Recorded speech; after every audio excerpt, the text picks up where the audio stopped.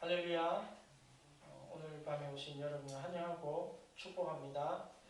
여러분, 우리는 참 많이 기도하고 오래 기도하고 또 우리 한국 민족은 열정적으로 기도하는 민족입니다. 그래서 우리는 응답도 많이 받고 축복도 많이 받고 정말 우리가 하나님의 놀라운 은혜 속에 살아가고 있는데, 그럼에도 불구하고 여전히 아직까지 우리의 믿음이 약해서 그런지 우리가 원하는 만큼의 어떤 기도응답은 못 받고 있지는 않는가, 그런 생각을 해봅니다. 그래서 오늘 어떻게 하면 우리가 더 많은 기도응답을 받을 수 있을까 한번 생각해 보면서 저와 여러분이 하나님께 사모하고 간구한 모든 기도 제목들을 응답받기를 주의 이름으로 축복합니다. 여러분, 우리가 우리 스스로 살아갈 수 있을 것 같지만 우리는 많은 경우에 타인의 도움도 필요하고 무엇보다 더 절실히 하나님의 도움이 필요한 줄 믿습니다. 무엇을 먹을까, 무엇을 입을까, 무엇을 마실까, 이런 의식주 문제부터 시작해서 질병의 문제, 또 영적인 문제, 수많은 문제들 앞에서 우리는 도움의 손길이 필요한데, 이때 강하고 담대한 믿음의 기도가 우리 가운데 절실히 필요한 줄 믿습니다. 그래서 어떻게 하면 기도 응답을 받을 수 있을까? 첫 번째는 하나님과의 관계가 분명해야 된다. 내가 진짜로 믿는 사람인가? 내가 하나님의 자녀가 맞는가? 이것부터 확실해야 된다는 거예요.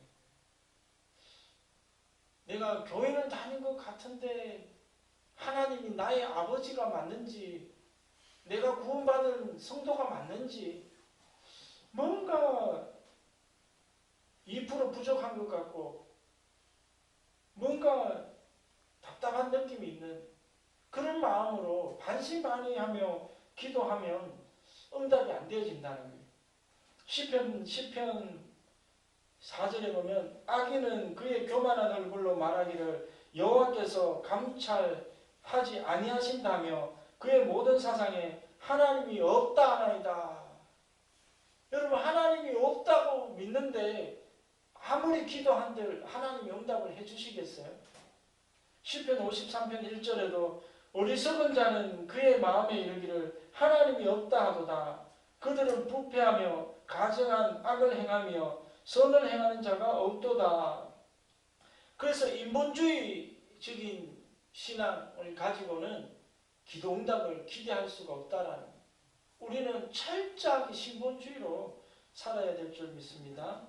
그래서 온 우주 만물의 주인이 하나님이시고 우리를 창조하시고 우리를 택하시고 부르시고 지명하여 불렀나니 너는 내 것이라고 하신 그 말씀을 굳게 부여잡고 나는 하나님의 아들이다. 예수 그리스도 독생자까지 주신 이가 그 무엇인들 우리에게 주시지 아니하겠느냐. 그 말씀 부여잡고 우리는 기도해야 될 줄 믿습니다. 그래서 하나님은 반드시 살아계시고 나의 하나님이고 나의 구주가 되신다. 이 일을 행하시는 여호와, 그 일을 만들어 성취하는 여호와, 너는 내게 부르짖으라. 내가 너에게 응답하겠고 내가 알지 못하는 크고 비밀한 일을 내게 보여주리라. 이 하나님과의 관계 철저하게 믿고 간구할 때 하나님은 반드시 응답해 주실 줄 믿습니다. 여러분, 확실한 믿음의 기도, 오늘 말씀처럼 이 산더러 들려 바다에 던져지라 하여도 될 것이다. 의심하면 안 된다는 거예요. 두 마음을 품은 자들은 하나님께 받을 생각을 하지 말라. 시편 97편 9절에 여호와 주는 온 땅 위에 지존하시고 모든 신들보다 위에 계시나이다. 그래서 전지전능하신 하나님, 우주 만물 시공간을 초월하시고 우리의 형편과 처지를 다 아시는 하나님께서 우리의 기도를 반드시 응답해 주신다. 하나님께서는 불가능이 없으시다. 그러한 믿음으로 나아가야 될 줄 믿습니다. 그래서 이스라엘 백성들이 광야에서 나와서 출애굽하고 광야로 들어와서 만나와 메추라기를 먹이시고 입히시고 또 반석에서 물이 나오게 하시고 이스라엘 백성들을 추격하던 그 모든 애굽의 군대를 수장시키신 그 하나님, 우리가 성경에 나와 있는 이 기적의 하나님을 우리가 한번 다시 생각해야 될 줄로 믿습니다. 요즘 생각해보면 그런 생각이 들어요.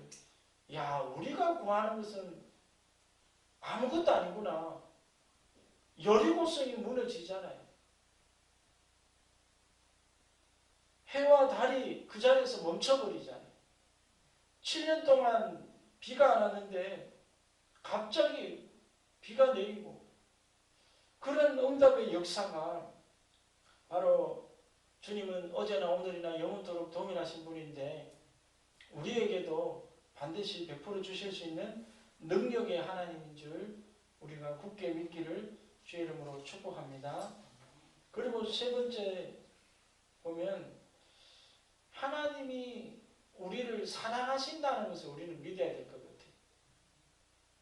여러분, 이 부모 자식 간에도 관계가 멀어지고 뭔가 써먹써먹하면 자식이 부모에게 뭔가를 구하지를 못해요.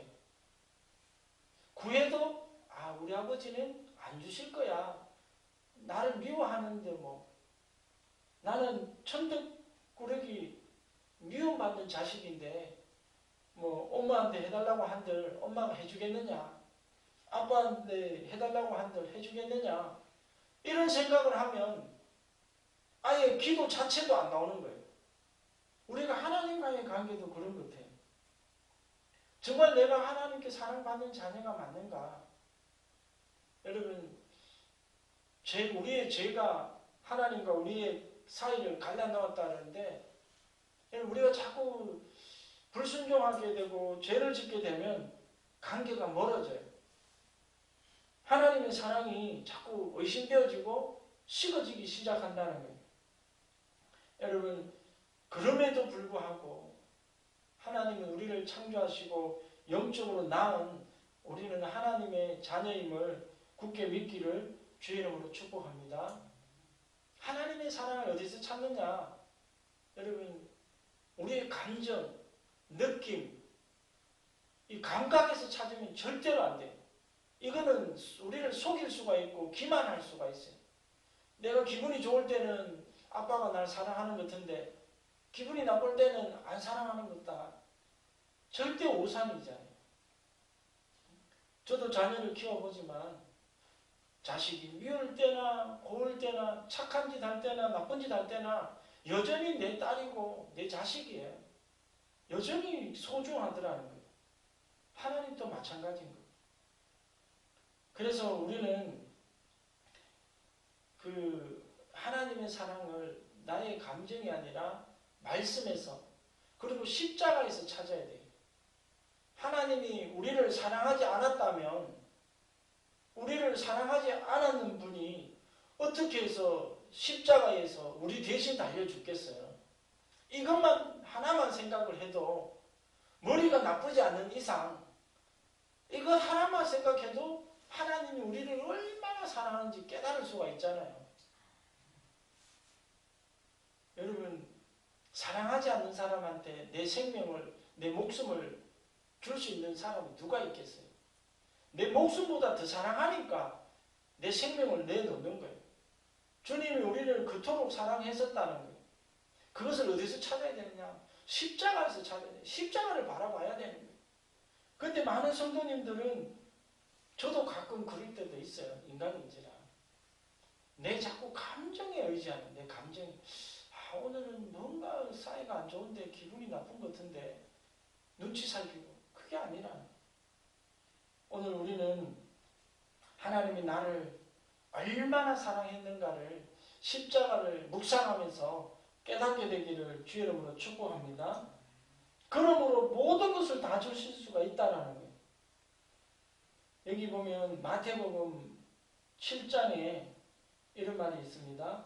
아들이 떡을 달라 하는데 돌을 주며 생선을 달라 하는데 뱀을 줄 사람이 있겠느냐? 너희가 악한 자라도 좋은 것으로 자식에게 줄 줄 알거든. 하물며 하늘에 계신 너희 아버지일까 보냐?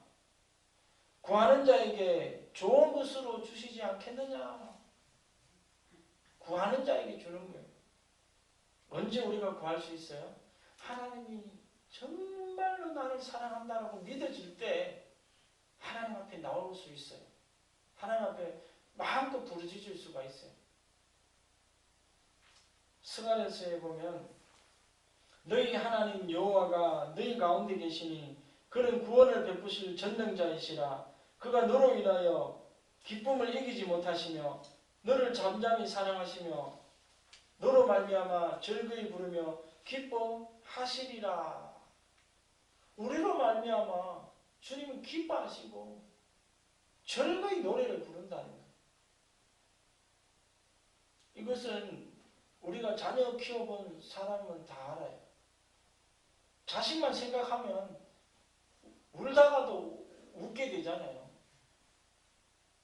지금까지 하나님이 주신 복 중에 가장 큰 복이 가족이라는 이 제도를 주신 하나님이 정말 가장 은혜인 것 같아요.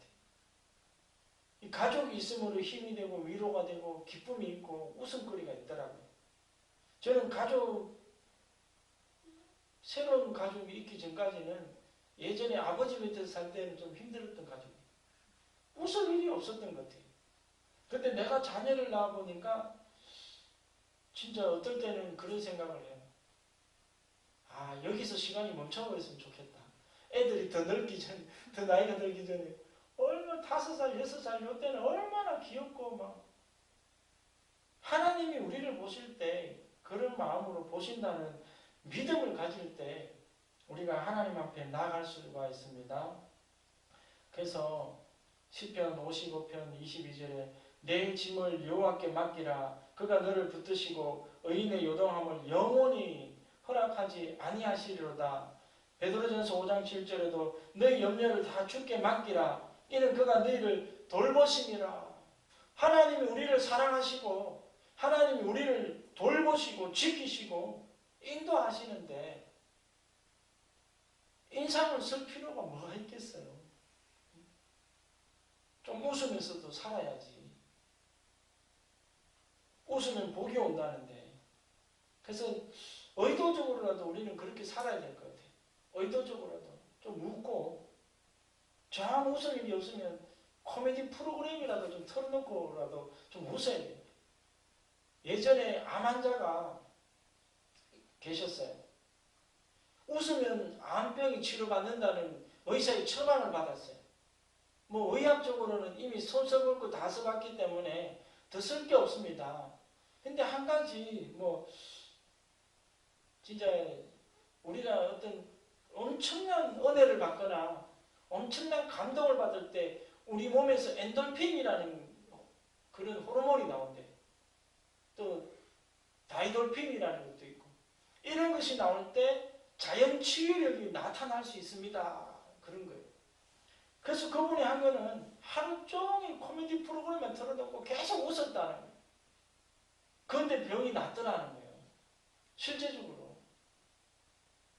여러분, 이 좋은 하나님이 계신데 이 우리를 사랑하지 못해서 안달이 나 있는 하나님이 계신데 우리가 왜 자꾸 근심하고 염려하고 불안해하고 그렇게 살아갈 이유가 없는 거예요. 우리는 반드시 하나님 우리를 사랑하신 것을 믿게 되기를 주의 이름으로 축복합니다. 기도 이야기할 때 가장 많이 예화를 드는 목사님이 조지 뮬러 목사님이에요.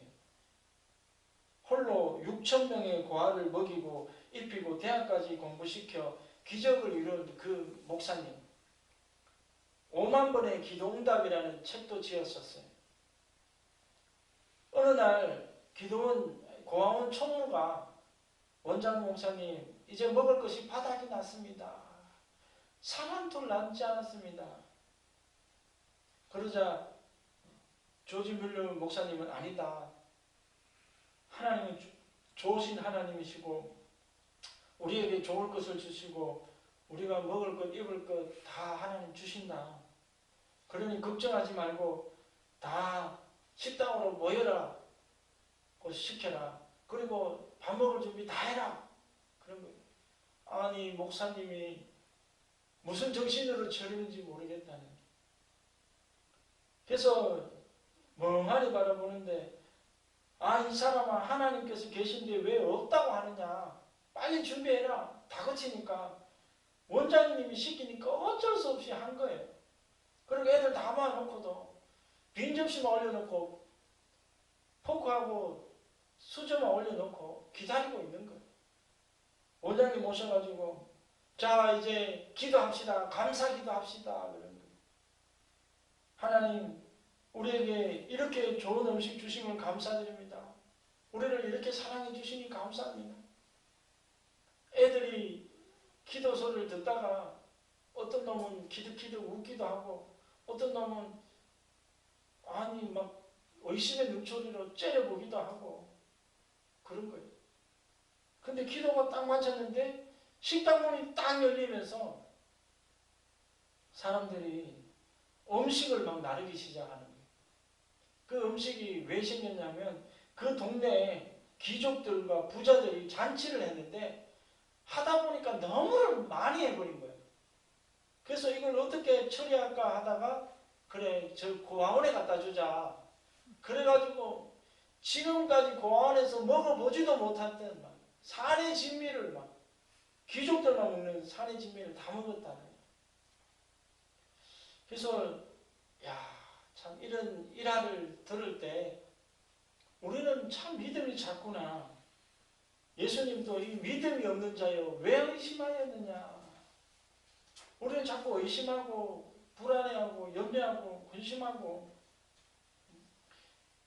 여러분 우리가 눈에 보이는 현실이 절망적이고 눈에 보이는 현실이 부정적으로 정말 이제 끝났다라고 생각되어질 때라도 우리는 믿음의 눈을 열어서 말씀을 암송하고 말씀을 선포하며 그 믿음의 행동으로 우리도 이러한 기적을 창출해내기를 주의 이름으로 축복합니다. 우리가 다니엘 기도 또한 얼마나 많이 기도했어요. 이제는 그것이 이루어질 줄로 믿고 기다리는 것밖에 없어요. 시간이 좀 걸리는 것도 있겠죠. 아기가 태어날 때 바로 태어나나요?